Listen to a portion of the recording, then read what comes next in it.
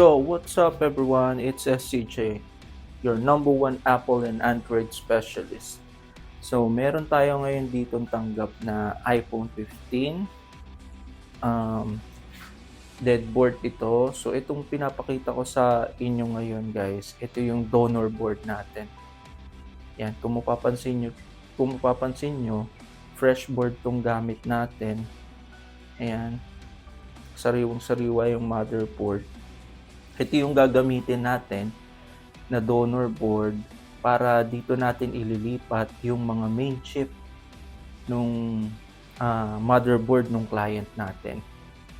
So sa ganitong proseso guys, ang ginagawa ko dyan, ipine-prepare ko muna ng una itong ating donor board, no? Yan, kung mapapansin nyo, tinatanggal ko yung mga rubber dust protection lahat ng connector. Maingat ko siyang tinatanggal kasi after kong ma-repair yan or after kong ma-process, binabalik ko yan isa-isa ulit. So para maganda yung itsura ng motherboard. So ayan, pati yung mga rubber na yan, tinatanggal ko din para iwas naman yan guys sa masunog or malusaw kapag pinaghiwalay natin yung layer board, ano. So sa preparation guys, medyo kakain tayo ng maraming oras dito, lalong-lalo na sa ganitong proseso, no. So itong video na to guys, pinaiksi ko lang to at para lang mapakita sa inyo kung paano natin pinoproseso yung pag-transplant ng mga ganitong unit. So para sa akin, no, yung ganitong trabaho is talagang napakahirap, lalong-lalo na sa mga katulad kong technician. So hindi biro guys yung ganitong trabaho. So konting pagkakamali natin, pwedeng matuluyan pati yung donor board natin or yung mismong mga chip na kailangan natin para ma-recover yung files ng ating client, no? So sa part na to, pinaghihiwalay ko na yung ating layer board. Ayan, nahiwalay ko na. And then chine-check ko kung nasa condition pa. And ito naman guys yung proseso kung paano natin ipe-prepare yung ating donor board. So isasalang ko sa CNC machine natin itong ating logic board para i-grind natin yung unang chip na kailangan nating alisin, no? Yan yung A16 Bionic CPU. So ginagrind ko siya para mas mabilis ang trabaho natin. So sa mga ganitong proseso guys, pinakamabilis na diskarte is yung i-grind natin yung chip na yan. At ang maganda rito, pagka gin-grind natin, 100% na nasa good condition yung ating donor board, no? So dati, nung hindi pa ako nakakabili ng machine ko, minamanual ko ang pag-prepare ng donor board. So sa manual process guys, walang masama doon.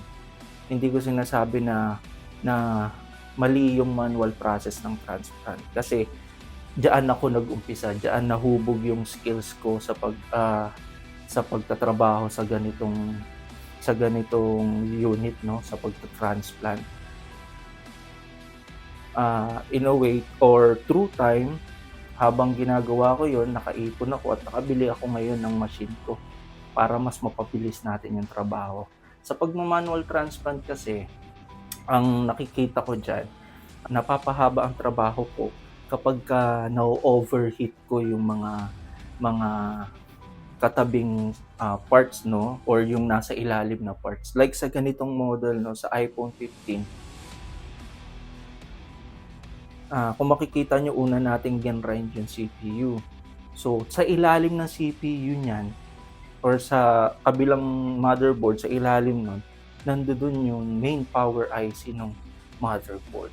So kung i-manual remove natin yung A16 Bionic guys, mas mataas yung chance na ma-damage yung main power IC natin sa ilalim. So ibig sabihin kung konting sobra ka sa pag-init ng CPU para mahugot mo, puputok na yung mga bola nung main power IC natin. So 'pag pumutok yun, mas maraming oras ang kakainin at mas maraming trabaho ang mabibigay sa atin 'no, kakain ng mas maraming oras. So ayun, sabi ko nga, mas mapapadali ang trabaho natin, mas mapapabilis dahil sa ganitong proseso na gina-grind natin. So ayan, mapapansin niyo guys, after natin mag-grind yung CPU, nililinis ko na ngayon yung, A16 Bionic bonding pads. Sa paglilinis guys dito, kailangan ingatan din natin ano, so kasi, puwedeng nag-success ka nga sa pagga-grind mo ng CPU, pero nag-failed ka doon sa paglilinis mo dahil, nasobrahan mo sa init, pumutok pa rin yung main power IC natin. So kakain ulit yun ng maraming oras. Sabi ko nga sa inyo, hindi hindi simple 'tong trabaho na 'to, kailangan natin ng hindi pala konti, I mean kailangan natin ng sobra-sobrang ingat 'no, sa ganitong proseso. So para naman ma-achieve natin yung tamang proseso nito, kailangan natin ng, mas maraming experience or mas, malalim na kaalaman regarding sa mga ganitong, trabaho. So ayan, sa part na 'to guys, nililinis ko na yung, A16 Bionic natin na CPU. Ito yung main chip na gagamitin natin 'no, para ilagay natin dun sa donor board natin. So lalo na sa ganitong proseso guys, kailangan maingat tayo. So ang kagandahan guys sa ganitong CPU, kung mapapansin niyo, konti lang yung black adhesive na kailangan nating tanggalin dun sa CPU ano. So mas mabilis 'tong linisin kumpara sa mga, lower bionic like yung,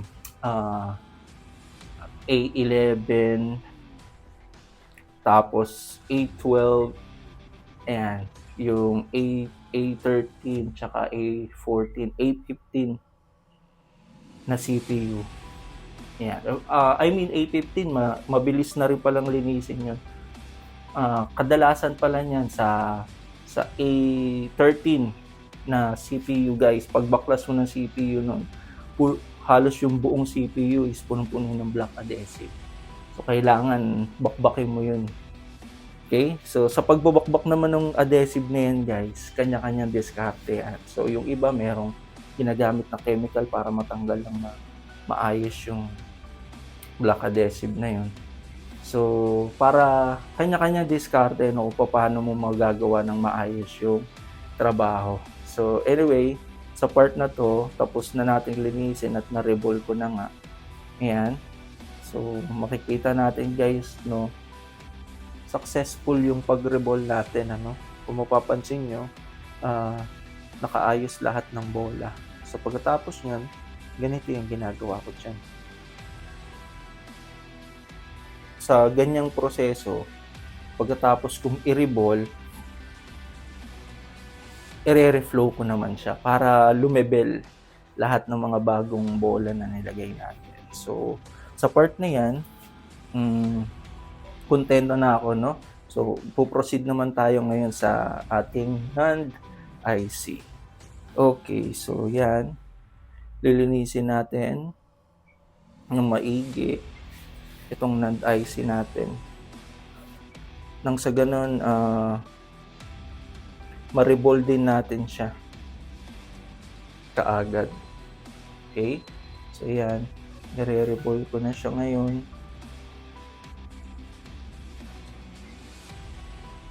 So sa pagre-revolve naman ng mga IC guys, kailangan maingat din tayo no? Huwag nating didiinan yung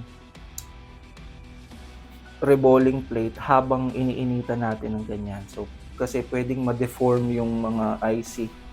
So tamang patong lang, don't put any pressure every time na maghahawak kayo ng mga specific chip na katulad ng ganito. Lalong-lalo na guys sa mga main power IC. No? So may tendency na pag diniinan mo habang iniinitan mo is mabibiyak yung IC. So iyang maliit na yan guys, yan ang pinaka-importante sa lahat. So tapos na ang trabaho natin pagka yan ay nasira natin or nawala natin. So, kadalasan na-experience namin dyan, every time na hinahawakan namin ng tweezer, tumatalsik. So pag tumalsik, nawala na. So ang tawag dyan is A16 Bionic EEPROM. Diyan naka-register yung mga serial na kailangan para mag-operate yung ating CPU, no? Or siya yung nagsasend signal sa ating CPU para mag-operate. So kapag yan nasira, hindi pwedeng palitan yan guys. Kaya dapat iingatan natin. So para tuloy-tuloy ang trabaho natin, yun nga, na-install ko na yung EEPROM unang-una. At sa part na to, i-install naman natin ngayon yung NAND IC. Okay. And then lastly na i-install natin is yung A16 Bionic CPU. So kung mapapansin nyo guys, no, huli kong ini-install yung CPU. Ganyan ako mag-process. So may iba naman na gumagawa na inuuna nila yung CPU. Ako mas prepare kong ihuli yung CPU natin pagka sa transplant. So ayan, check ko ng ating BDD main. Ayan, all goods naman. Tapos ito na. Tatry na natin siyang i-power on para makita natin kung success ang ating trabaho. Alright, Apple logo guys. Tingin ko okay ang ating unit. At ayan na nga. Naka-iPhone unavailable. Try again after an hour. So hanggang dito na lang. Successful ang trabaho natin. See you again. Bye-bye.